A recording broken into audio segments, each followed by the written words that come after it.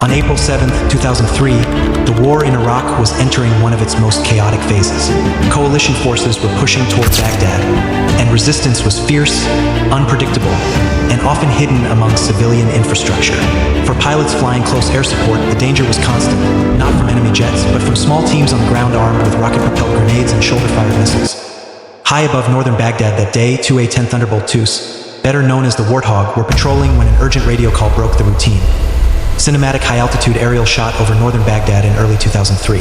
Two A-10 Thunderbolt II Warthog aircraft patrol in loose formation against a hazy, dust-filled sky. The city lies far below, softened by atmospheric haze, with faint smoke columns rising in the distance. The jets move steadily and methodically, conveying routine vigilance. Suddenly, subtle tension enters the scene as a radio transmission crackles in the cockpit audio. Implied, not shown, signaling an urgent call that breaks the calm. Lighting is soft midday sun diffused through dust, creating a muted palette of steel-gray aircraft against sandy haze. Camera tracks smoothly alongside the A-10s, slow and deliberate, emphasizing altitude, isolation, and the moment before everything changes. Ultra-realistic cinematic war documentary style, smooth natural motion, no ground vehicles, no text on screen. Enemy forces were firing RPGs near a critical bridge, a choke point that coalition units needed to secure.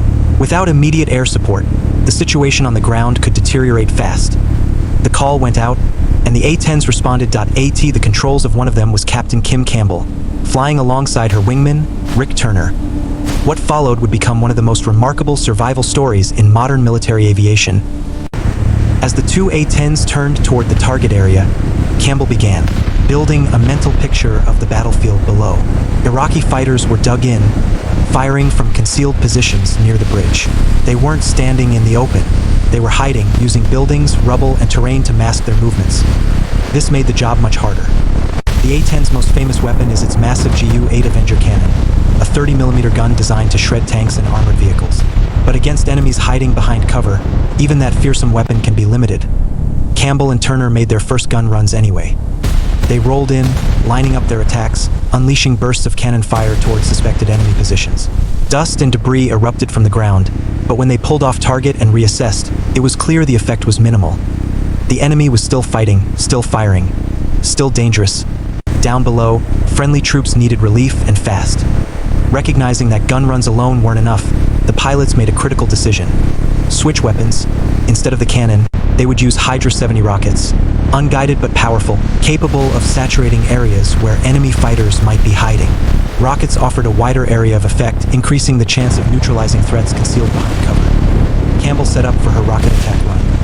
This meant flying lower, slower, and closer to the threat. Every A-10 pilot understands this risk.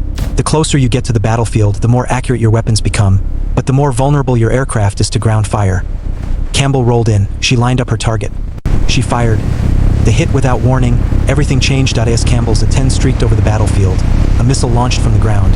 A Soviet-designed 9K-34 Strela 3, a shoulder-fired infrared missile built to hunt aircraft engines. There was no time to evade. The missile struck the aircraft's tail. Inside the cockpit, warning lights exploded across the instrument panel.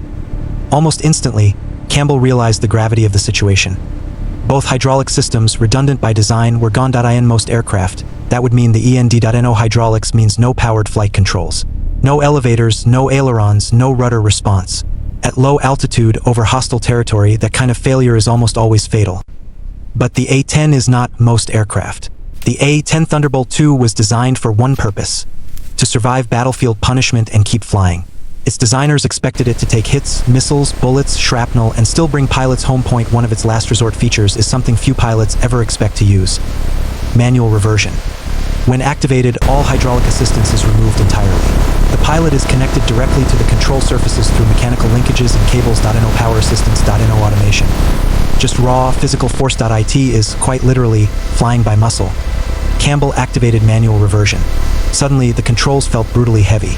Every movement required intense effort. Even small corrections demanded strength, focus, and precision. And she was still over enemy territory. As Campbell struggled to keep the A-10 stable, more damage became apparent. A football-sized hole had been blasted through the right horizontal stabilizer. Flames flickered intermittently along the damaged tail section. The aircraft was wounded, unstable, and barely controllable.